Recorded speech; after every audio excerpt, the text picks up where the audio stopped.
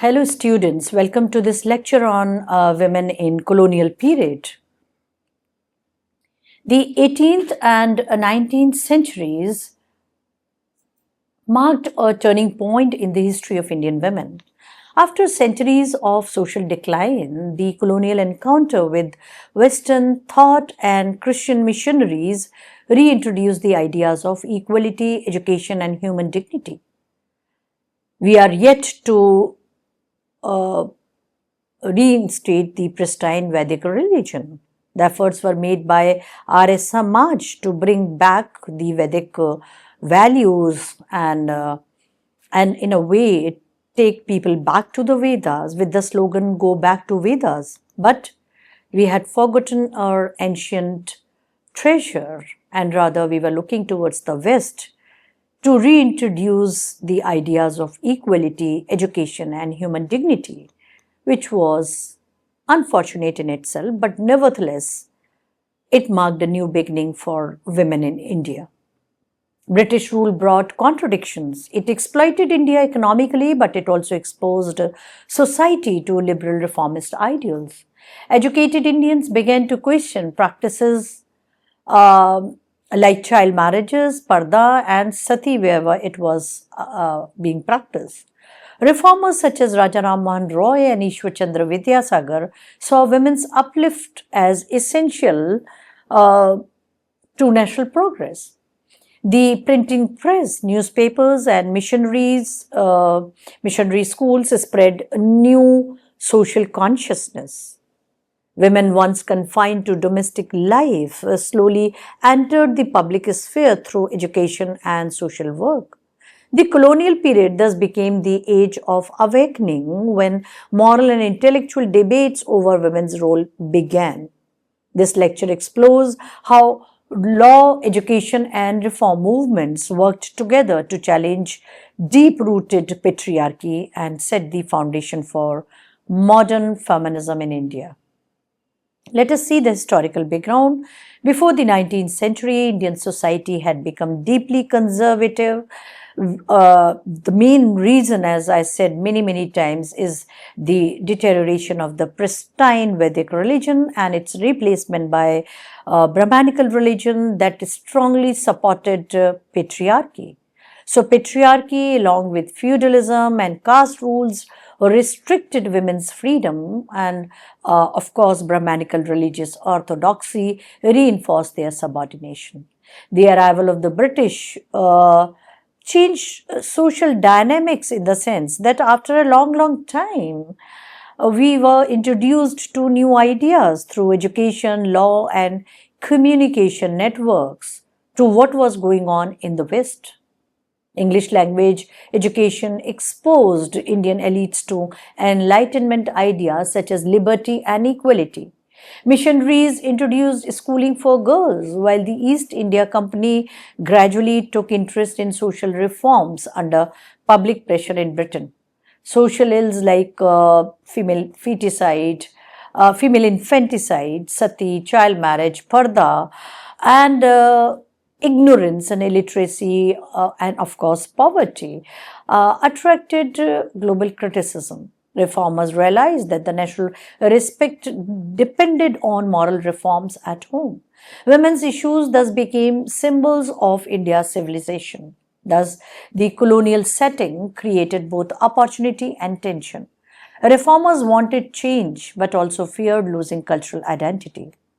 This historical background explains why gender reform was closely tied to nationalism, morality, and modernization. The 19th century therefore witnessed not only political colonization but also moral introspection and cultural awakening. Let us see the status of women before reform. At the beginning of the colonial era, women's condition was one of near total dependency, total ignorance, and of course, marginalization. They lacked access to education, employment, or legal protection. Social evils such as child marriage, sati, and parda were common, especially amongst upper castes. Widows lived lives of austerity, stripped of color, comfort, and dignity. In some regions, female infanticide reduced the birth of girls for fear of dowry. Women were expected to serve husbands and bear children without personal choice. Illiteracy kept them unaware of rights or reform. The Vedic period, autonomy, freedom, and the freedom of choice was totally taken away from women. The concept of Stridhan was lost somewhere. They were kept illiterate, that made them unaware of rights or reforms. The household remained their only world. The concept of pati parmeshwar, that is, you be confined to the home and spend your life taking care of or making your god within the home happy, will help you achieve moksha. The British and Indian reformers viewed these customs as moral decay, incompatible with human progress. However, early change met strong resistance from orthodox groups who saw reforms as Western interference. Understanding women's pre reform condition highlights why social reform became central to national regeneration. Without addressing women's oppression, India's claim to modernity remained incomplete. Moreover, women constituting half of the population and their participation in national movement was really important to make it more, to give it its strength and legitimacy. British influence and education, British rule unintentionally opened doors for women's education. Missionary efforts, though religiously motivated, spread literacy amongst girls. The Charter Act of 1813 allowed missionaries to open schools across India. By the mid 19th century, colonial administrators like Charles Grant and Thomas Macaulay supported English education for moral and administrative reasons.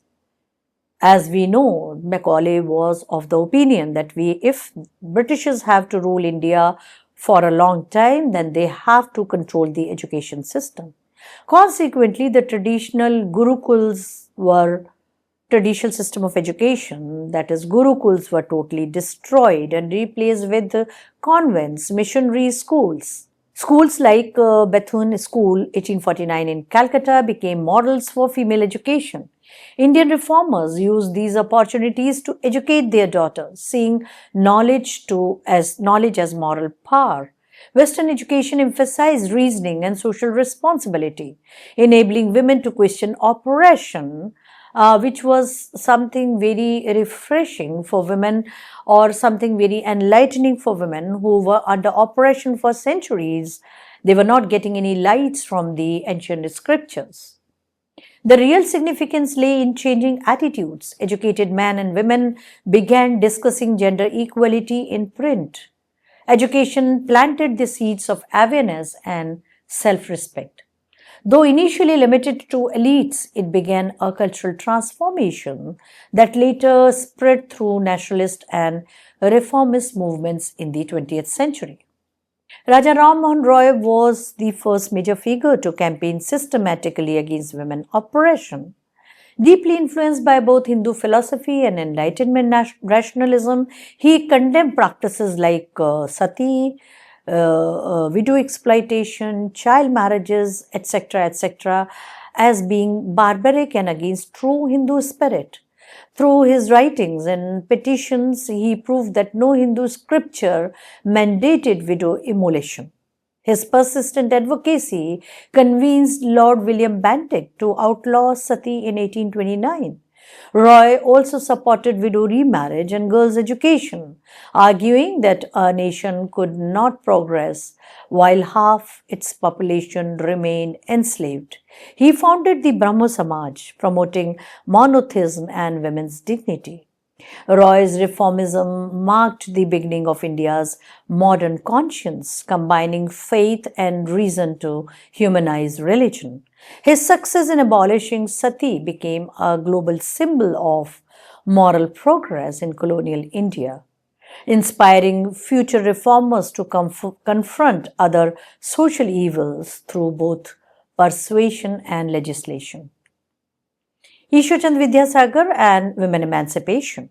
Ishwar Chandra Vidyasagar continued Roy's legacy by focusing on widows' remarriage and female education. A scholar deeply rooted in Hindu tradition, he used scriptures to prove that remarriage was not forbidden. His book Vidva Vivah of 1855 stirred public debate and led to the Widow Remarriage Act of 1856. Vidyasagar also founded numerous girls' schools in Bengal, teaching both literature and practical knowledge. He saw education as liberation and argued that compassion, not ritual, defined religion. His reforms faced violent backlash, but he remained steadfast, embodying the link between reason and empathy. Vidyasagar proved that social reform was possible within Indian tradition without Western imitation. His legacy lies in proving that the dignity of women was not a foreign import but an integral part of India's moral heritage. Jyotiba and Savitribai Phule. In Western India, Jyotiba Rao and Savitribai Phule pioneered reform beyond caste and gender boundaries.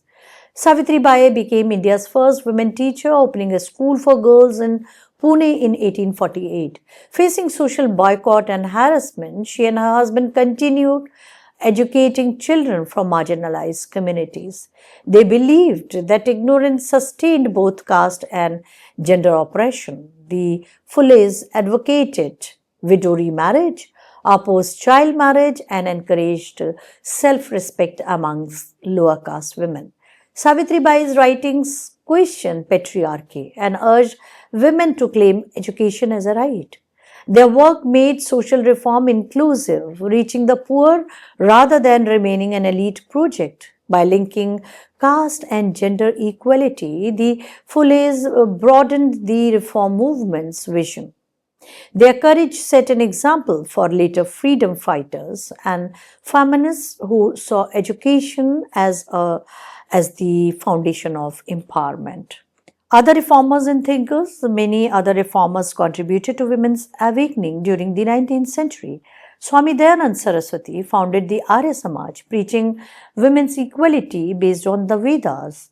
He was also against caste system. Both patriarchy and caste system were totally rejected by Arya Samaj on the grounds of Vedas or taking support of the Vedas, and he gave the slogan "Go back to Vedas."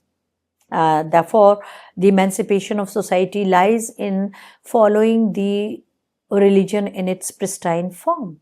Keshav Chandra Sen of the Brahma Samaj campaigned for consent in marriage and higher education for girls.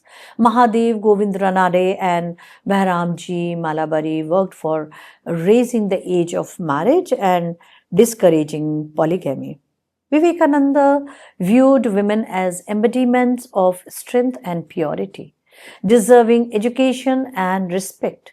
These leaders blended Indian ethics with modern humanitarian ideas.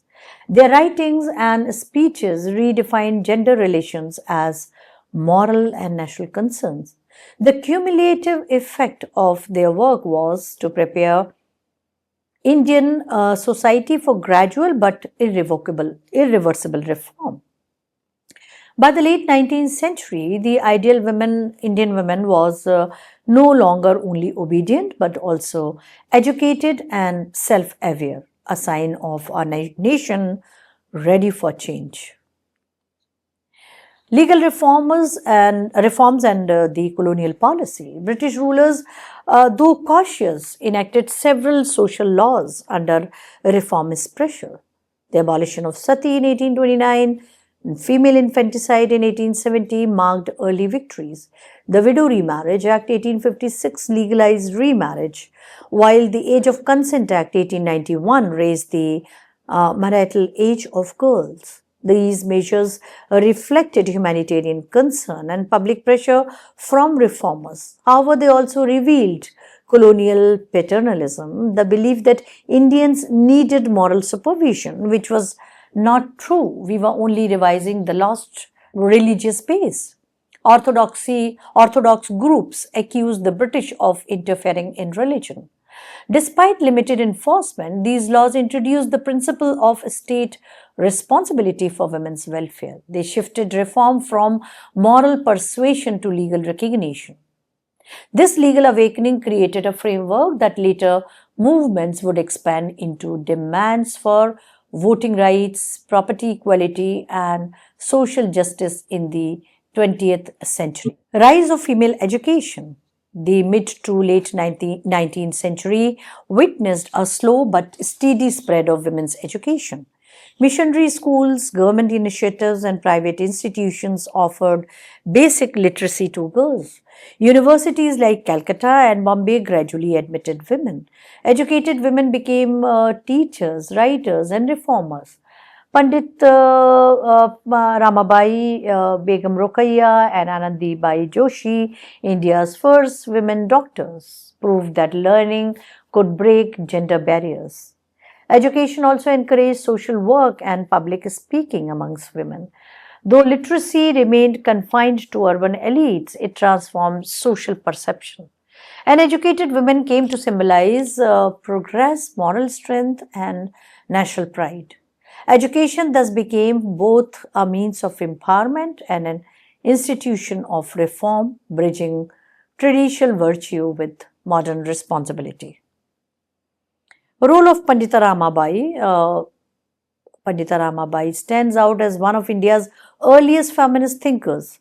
A Sanskrit scholar fluent in multiple languages, she used her education to challenge patriarchy. Her book, The High Caste Hindu Women of 1887, exposed the suffering of child brides and widows. She founded the Sharda Sadan in 1889 to shelter and educate widows, promoting self-reliance. Ramabai's conversion to Christianity sparked controversy, but she remained deeply Indian in her humanitarian vision. She argued that social reform must begin with women's self-awareness, not male charity. And her conversion to Christianity is also a symbol of growing women empowerment, that is, freedom of choice. Her work bridged Eastern spirituality and Western liberalism. Pandita Ramabai became a voice for women beyond class, caste, and creed, embodying intellectual courage and moral conviction that inspired generations of reformers and educators in independent India. Let us see the reform within the Muslim community vis-a-vis Muslim women. Muslim women also began their own reformation movements during this period. Sir Syed Ahmad Khan emphasized female education through the Aligarh movement. Begum Rukaiya Shekhawat Hussain became a pioneering writer and a social activist. Her school for Muslim girls in Bengal in 1909 promoted modern and religious learning together. In her visionary work, Sultana's Dream, she imagined a world ruled by women, a symbol of intellectual freedom. Despite conservative resistance, Muslim reformers argued that Islam's spirit supported women's dignity. Reformers like Haji Mohsin and Sheikh Abdullah advanced women's schooling through moral education. These initiatives show that women's awakening was not confined to one community but formed part of a broader, sort of broader Indian consciousness of equality and reform. Well, the role of Christian missionaries in women welfare. Christian missionaries, though often motivated by faith, made lasting contributions to women's welfare in India. They opened schools, orphanages, and hospitals, providing girls with education and basic health care. Missionary women such as Mary Carpenter and Martha Mall trained Indian women as teachers and nurses. Their institutions became models for later secular schools. They challenged harmful customs while respecting Indian cultures. Critics accused them of promoting conversion, but their work laid the groundwork for professional female education. By emphasizing literacy and hygiene, they improved the everyday lives of thousands of poor women. The missionary influence was thus both humanitarian and transformative, showing that social reform could cross religious and cultural boundaries.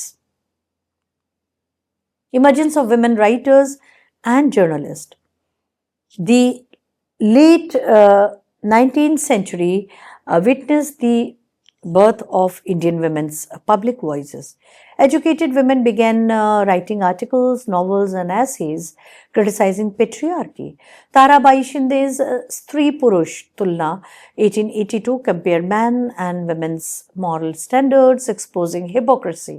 Female run journalists like Stree Dharma and Bharati discussed education, widow rights, and employment. Writing became a form of self expression and protest. Women began to shape social opinion rather than merely follow it. The literature combined emotions with reason, creating a new genre of feminist consciousness. These early writings were revolutionary because they claimed intellectual space for women in a world that had long denied them even a voice. Nationalism and women's awakening. As nationalism grew, reform and patriotism became intertwined. Leaders argued that a strong nation required educated mothers and morally upright women. Female education was thus linked with civic virtues and cultural pride. Women began participating in social conferences and reform societies. Nationalist publications portrayed the new women as both modern and traditional, educated yet virtuous. This image helped legitimize women's presence in public life. The reform era transformed women from passive dependents to moral agents of national progress. It prepared the ground for their later political participation in the freedom struggle. The awakening of women became a metaphor for the awakening of India itself. Limitations and social resistance. Despite progress, reform had serious limitations. Most beneficiaries were urban, upper caste women. Rural women remained poor and illiterate, and of course, unaware also. Many male reformers advocated education only to make women better wives and mothers, not independent citizens. Orthodox opposition remained strong. Schools were attacked, widows humiliated, and reformers criticized as un Hindu. Laws existed but were rarely implemented.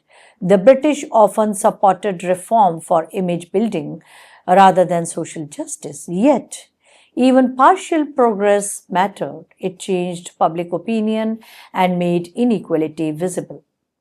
The struggle between reform and resistance defined 19th century India, teaching future generations that true emancipation require both legal reform and social acceptance. Well, to conclude, the colonial reform era was India's first organized awakening for women rights, though an important role was played by indigenous reformers, but definitely the impact of Western thought and exposure to Western literature was significant. Like Raja Ram Mohan Roy, highly inspired by the writings of Mary Wollstonecraft. And it is often said that Raja Ram Mohan Roy was doing the same in India what Mary was doing in England. These efforts transformed gender issues into public debates, connecting morality, law, and education. Reformers challenged deep rooted customs through courage, compassion, and intellect. Though incomplete, their work laid the foundation for modern feminist and nationalist movement. The period from 1820 to 1900 saw Indian women move from silence to speech, from invisibility to influence. Education became the bridge between tradition and modernity. Social reforms too played an important role. And of course, religion was, while earlier used in the medieval period by the Brahmanical class, by the patriarchy to justify isolation and the tool to snatch autonomy from women, was revised by people like social reformers like Raja Ram Mohan Roy and Swami Vivekanand, that religion does not justify this kind of isolation and these practices of widow exploitation, sati, and child marriages and pardha. Education, of course, became the bridge between tradition and modernity. The awakening proved that social change begins with awareness and that women's dignity is the measure of a civilization's progress. The reformers' legacy continues to shape India's ongoing journey towards equality and justice. Thank you.